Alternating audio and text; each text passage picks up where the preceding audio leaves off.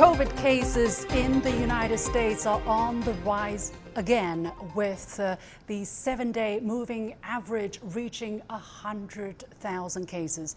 The White House has stressed the need for additional funding to combat COVID-19 and has been warning about the consequences of not getting it. What is pushing the latest wave? How dire is the situation? And given the U.S. has just announced $40 billion in new aid to Ukraine, is fighting COVID-19 a priority for the U.S. government or not? Welcome to The Point with me, Liu Xin, an opinion show coming to you live from Beijing. I'm pleased to be joined from Connecticut, the United States, by Professor Stan Vermund, Dean of the Yale School of Public Health, and from Washington by Dr. Alice Hyung-Kyung Tan, internist at Ms. Medi Women's Hospital. Welcome to both of you to The Point. So, Professor Vermund, let me go to you first, as we know that there have been a total of 83 million number of infections in the United States of COVID, over 1 million deaths. And as I said, the U.S. is observing a trend where daily infections are on the rise again. According to the CDC, the 7-day average cases are have reached 100,000. What is the why is the number rising now? And given the fact that some are saying that the actual number of cases could be higher, as there are cases that are not reported to the central authority, is that reflecting the reality? These are excellent questions. We are only managing about 35% of the American population to have gotten boosted.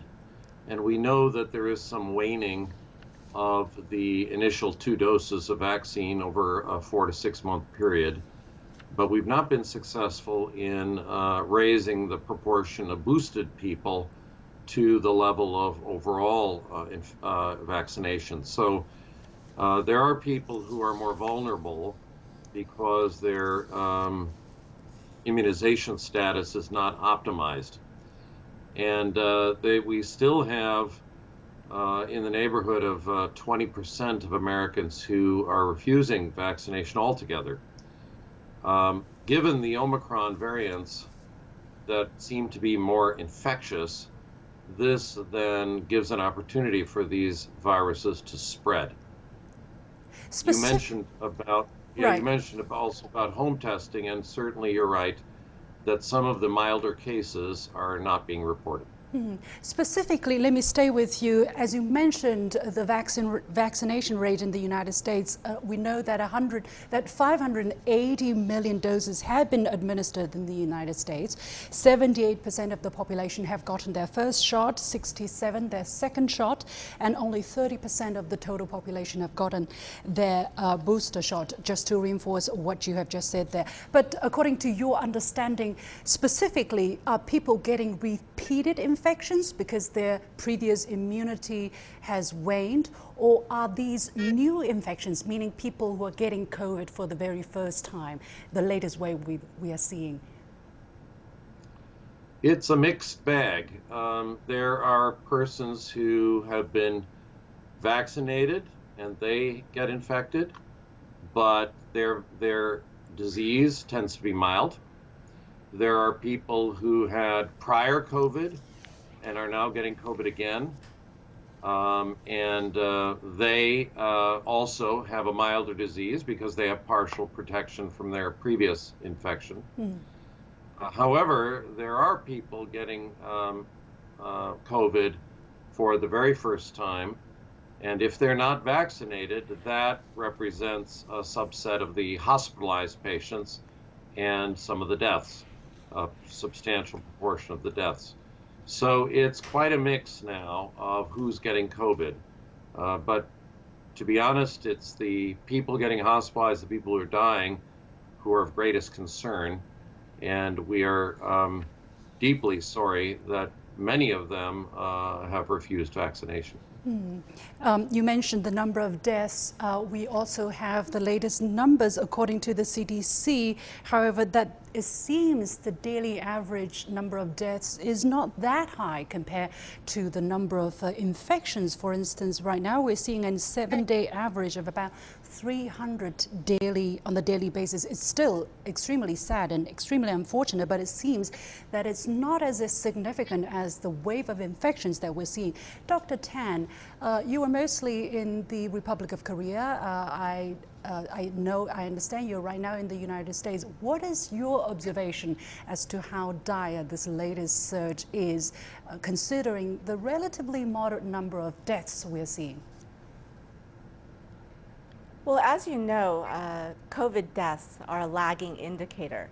And what is obvious is when we look at the epidemic curve from Johns Hopkins University, is from the third week of May, the number of COVID deaths, new COVID deaths, that also started to increase. What is more obvious is we are also seeing an increase in hospitalizations, new hospitalizations due to COVID-19. And that's very obvious. And so it may just be a matter of time until, of course, the deaths catch up and we start to see a more obvious increase in deaths. What's concerning is, even though we did mention the mixed bag in terms of what we're seeing, we are seeing hospitalizations among mostly people who are unvaccinated, but we're also noticing a higher proportion of COVID deaths that are occurring in people who have actually been vaccinated. And this is very concerning indeed. And it's not simply a reflection of more people having been vaccinated. The protective effect of our vaccines may be waning as well. And so this is something we really need to keep an eye on in terms of the breakthrough infections that are happening. And unfortunately, when we look at the curve, it's moving in the wrong direction. All three: new cases, new hospitalizations, and new deaths. Mm-hmm. According to your observation, Dr. Tan, and in comparison with what you're seeing in your home country, how rigorous are the measures taken by the U.S. administration in terms of helping people fight this virus? Is it trying to fight as much as it can, or have the authorities and the general public adopted a kind of laissez-faire attitude because they basically have not been able to ward off this virus, so it's a de facto let it rip that you're observing there? Well, certainly the approach taken in the United States, I think, is very different from what was taken in South Korea. Here, public health measures tend to lag, I think. Rather than being proactive, they are reactive. And so here, where I am, King County of Washington State, right now the COVID community level is medium. We're on the verge of being high. And that is, of course, the highest level of community alert. And once you reach high, that's when they will start to think about reinstating indoor mask mandates and so forth. And by that time, of course, it's too late. A lot of the preventable cases, preventable hospitalizations, and preventable deaths, that opportunity to prevent them has been lost because of the lag in the implementing more stringent public health measures. So that is one difference that I've noticed in the two countries as I've traveled back and forth. Mm-hmm. Professor Vermont, what is your comment to Dr. Tan's observation of the kind of lack of proactive attitude and action and policy by either the local or the federal administration in tackling this? Has COVID infection become a fact of life and a matter of time for everyone in the U.S. to be infected at least once? We do have a paradox, which is that cases are rising, hospitalizations are rising less dramatically, and deaths are actually quite stable and comparatively low. We've never seen that before. And I think the reason for this is we are having fewer deaths and fewer hospitalizations than the case numbers would indicate, because of the vaccine status. Many people are vaccinated and immunized, and many people have gotten COVID and therefore have partial protection. So I think there's a sense in the country that it's less concern, because there are fewer deaths than would be expected with this number of cases. Also, many of the cases are less severe than they used to be, which is why the hospital rise is not commensurate with at the same steep level as the case rise. So I do think that there is a sense of confidence that the worst is behind us. Is it And of true, though? course, we are seeing Does that tremendous numbers of alarm you, cases. Professor Vermont, this sense that the worst is behind you? Because the cases, the number of deaths could pick up, and you are seeing wave after wave of infection, despite we are already in the third year of this pandemic. No, there's no question the worst is behind us. The death rates are much lower than they used to be. So I don't think I dispute that. But the case rates are still quite high, and as you observed, they're rising. So I do think that people need to be taking more precautions and be more aware of ongoing COVID transmission. We hope that the summertime, with more outdoor activity and less indoor action, will be helpful. But in the hotter parts of our country, people are paradoxically indoors more during the summer because they want the air conditioning, and that could increase risk. So I do think there's risk in this country, and people need to be cautious. Dr. Tan, what is your assessment? Do you think the worst is over already? I mean, we're also talking about the aftermath, the post-COVID symptom, where some media have published articles comparing to the pandemic after the pandemic, not to mention the kind of lack or erosion in productivity as a result of symptoms such as long COVID. I think you're bringing up a very good point. I would disagree with with my co-panelist. I don't think there is a guarantee that the worst is behind us. There is no guarantee that we will not encounter another variant that is a variant of high consequence, not just a variant of concern.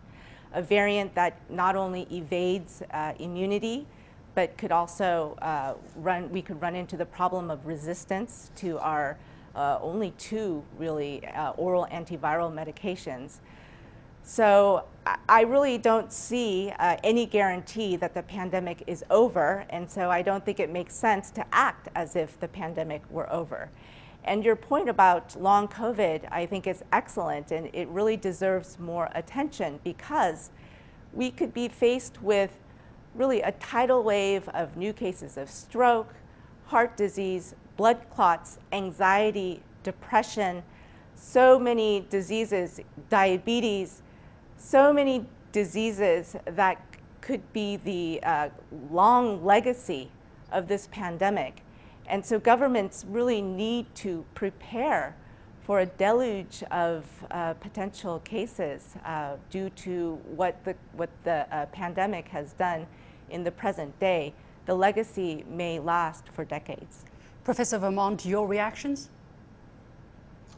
I share Dr. Tan's concerns, and I think she makes excellent points. We are in much better situation today than we were 2 years ago, because if a new variant that escaped the immune protection of current vaccines were to emerge, we have the technologies to develop a new vaccine against that new variant, and that could be done very quickly. We also have that same ability to design biological therapies such as monoclonal antibodies against new strains. So this is a new technological ability that we have that we didn't have 2 years ago. So I'm not quite as alarmed by an emerging new strain. It will cost a lot of money, hundreds and hundreds of millions of dollars. So I don't want to trivialize it at all, but I don't think that we are going to see the degree of death from COVID in our country that we've seen over the past 2 years. I believe that we can mitigate disease as it emerges subsequently. None of that's an excuse to be excessively casual, and I do think that we need to maintain an intelligent strategy for public health measures to prevent disease. I'm a public health guy. I don't want to see people have to have therapeutic interventions. I would rather prevent their exposure Right. and mitigate the seriousness with Right. vaccines. Professor Vermont, you talked about a lot of options, a lot of possibilities, a lot of availabilities, such as the technologies that are there. But it will take time, for instance, when you use that technology to turn into something that can prevent people from getting infected, for instance, by a new variant of COVID-19. And as I mentioned in the lead-in, for instance, the White House made the request for $22.5 billion additional fund to fight COVID, and they've yet to get it.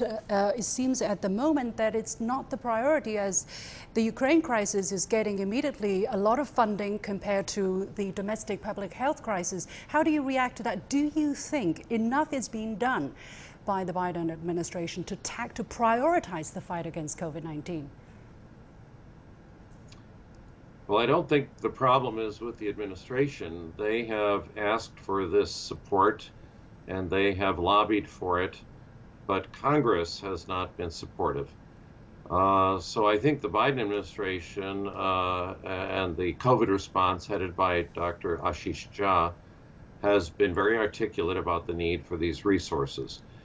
Congress hasn't been convinced, and this is partly because COVID has bizarrely become a partisan issue in our country, where typically Republicans and Democrats are both keen to support public health measures, clean water and drinking water and proper sewage disposal. These are not partisan issues, but somehow COVID and COVID vaccine has become partisan. I blame the previous president for this. I think he could have done much more to advocate for COVID vaccines, for example, and he could have set a much better example in terms of public health measures to prevent transmission, but he didn't. He sent very many mixed messages and even hostile messages to COVID control. And many people support the former president, Trump, so I think this has twisted people's judgment as to what the importance is of this disease. Well, regardless of which party you belong to, Dr. Tan, the mere fact that the Congress is not convinced that COVID is an extremely serious measure, that you have the relative high level of immunity, not mostly from vaccination, but from people getting this disease, from people getting sick. And now the number of people who are getting sick is on the rise. What does that say about what has to be told? What kind of alarm clock, alarming messages or facts and numbers that had to go out there to convince people in the United States that the price of what the U.S. is living with now is already high enough and more needs to be done? Right, we can't gamble with the pandemic anymore.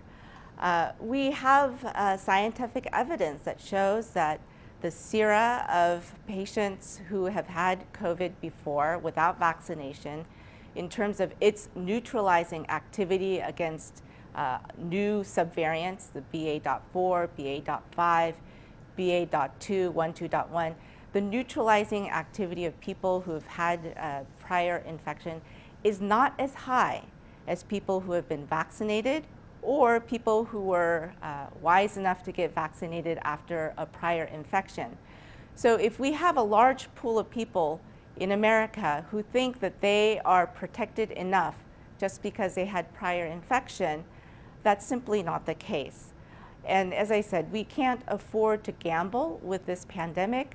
1 million lives have been lost. This is as of May 16th. This last Monday. I don't know what other number needs to be put out there to convince Congress to have the political will to fund all of the fight that we need to sustain our measures, our countermeasures against the pandemic. We need funding to purchase vaccines. We need funding for manufacturing of test kits to sustain the labs to do the testing, to do the genetic surveillance that's needed. And we need more research. We need second-generation vaccines that offer broader protection against more variants, more durable protection. We need vaccines that work on the mucosa in the nose so that we don't have transmission going on. There are so many things that we still need to do, and if we simply don't have the funding, it will all stop. And this is just setting our country up for more preventable deaths, more tragedy, and on a global scale, it could be very destabilizing. Professor Vermont, on the contrary, we're seeing, for instance, on the Chinese social media, scenes of large-scale gathering, thousands of young people gathered without any social distancing, without masks, celebrating, for instance, a graduation ceremony, and you have the impression that everything is fine, that the COVID is not there. There is not a virus that's spreading. How come? Is it two Americas we're seeing, one that is suffering with the virus and the other life is already returning to normal?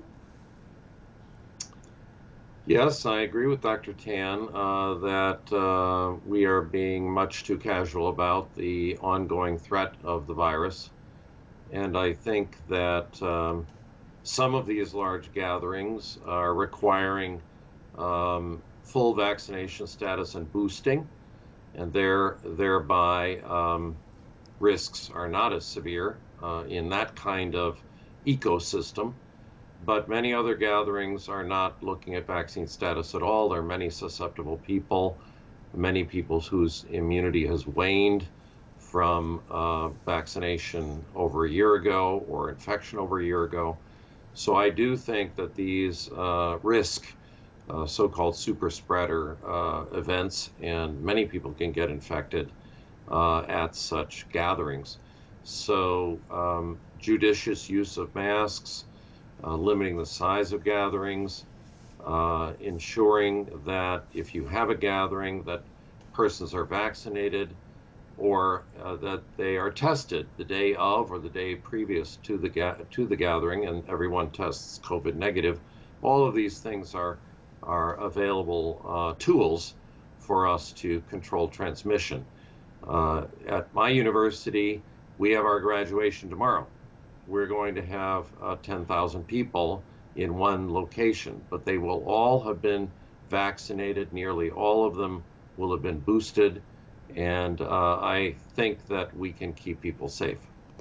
Finally, Professor Vermont, because you mentioned that the worst is over, and yet we are seeing, for instance, warning from the Biden administration that actually the United States could see 100 million coronavirus infections, more than the current level, and that a potentially significant wave of deaths this fall and this winter. How do you look at this prospect?